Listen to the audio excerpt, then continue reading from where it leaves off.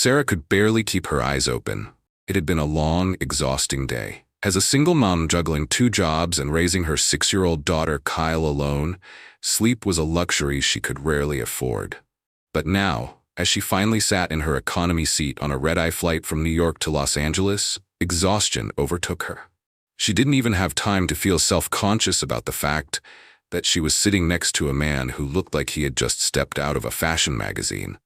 David Stephen, toes-led dark hair, and an expensive-looking watch peeking from the cuff of his tailored suit. He smelled of fresh cedar wood and confidence, 2 things completely foreign to her world. Sarah adjusted herself, trying to keep a polite distance, but her eyelids grew heavier. Before she knew it, sleep took over, and her head tilted to the side, resting gently against the man's shoulder. She had no idea how long she'd been asleep when she woke up, abruptly mortified. But it wasn't just the embarrassment that made her heart race. It was the sight in front of her. The man, this impossibly put-together stranger, was gently cradling Kyle, who had crawled into his lap, her tiny arms wrapped around his chest.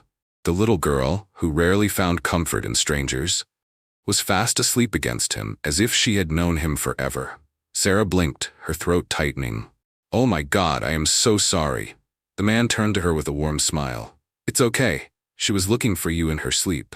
I didn't want to wake either of you."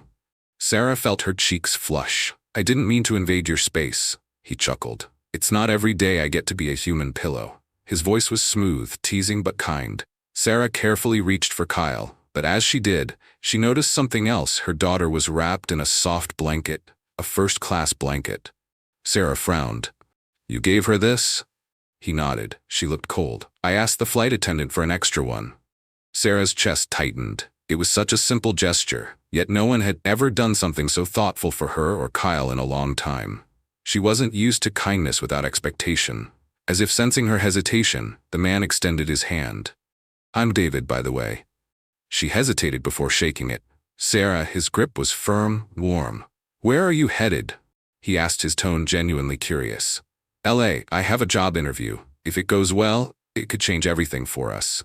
David tilted his head, studying her. "Well, I hope you get it, but just in case here." He reached into his pocket and pulled out a small, elegant business card. Sarah stared at it. "David Stephen, CEO, Stephen Enterprises." Her breath hitched. Stephen Enterprises was one of the largest investment firms in the country. This man wasn't just anyone. "You should call me if things don't work out," he said. "I know people in different industries. Maybe I can help." Sarah shook her head.